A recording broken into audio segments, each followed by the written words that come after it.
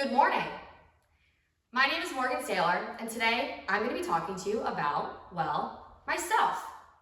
I'm going to be using 3 objects to describe my journey so far. The object that represents my past is an all-white, yellow-accented Epoch women's lacrosse stick. This stick has been with me through years of challenge, growth, and self-discovery. I usually keep it in my room in the corner, and it reminds me of who I've been, who I am, and the values that have shaped me. You see, the game of lacrosse has always been there for me. I can play it with others, and I can play it alone. When I was at school, it kept me involved and surrounded. When I was at home, it gave me an outlet to clear my head. In your early ages of development, you find yourself surrounded by the same people of the same age, doing the same things in the same timing. When I graduated high school, I wanted to go to college. It's what all of my friends were doing. To be honest, I wanted to continue playing lacrosse, and it seemed like the right move. Then suddenly, life happens. I found myself in and out of colleges and jobs for 5 years. Life was showing me that I'm on my own individual journey. This is not something that I thought about much or was aware of at 18 years old, but it became very real for me very quickly. At the end of 2020, my family moved away from my hometown.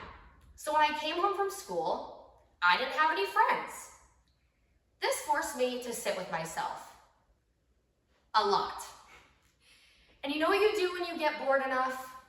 You have a little thought that maybe you should do what your therapist suggests. Maybe you could do something mentally stimulating. You do have nothing to lose. So I bought a small empty journal in my favorite color, forest green, and I decorated that smooth cover with stickers. This has been a meaningful object in my life presently. At times in college, I didn't really think of myself. I was so caught up in everything going on around me and the new people I was meeting. But eventually, life demanded that I focus on myself. I've always been a deep thinker, and I had no one to share my thoughts with, so I started writing. It was really a release to get the thoughts out of my head. I didn't have to hold on to all the overthinking and feelings that I feel. Over time, I started noticing patterns in the topics that I was writing about. Similar patterns in the values and interests came to light. Now that I'm back in college, life is guiding me along, pushing me to prepare for the next step. What do I want to do with my life? When I picture my future and the career I'd like to grow into, I see a microphone, a matte black microphone. It's light in my hand and it's slim. Now, don't worry, I'm not about to reveal a hidden singing talent.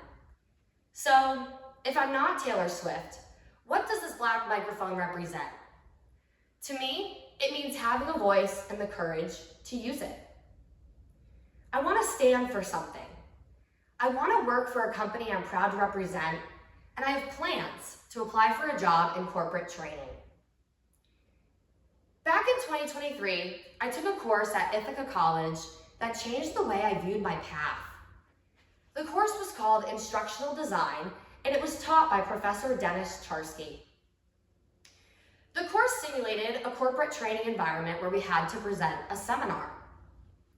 For the first time, I saw the real connection between what I was learning and where it could take me. That's when I started thinking, this is what I want to do. I want to take hold of that black microphone. I'd like to channel my passion from lacrosse into my career. In journaling, that's been my way of hitting pause, processing challenges, and turning setbacks into lessons.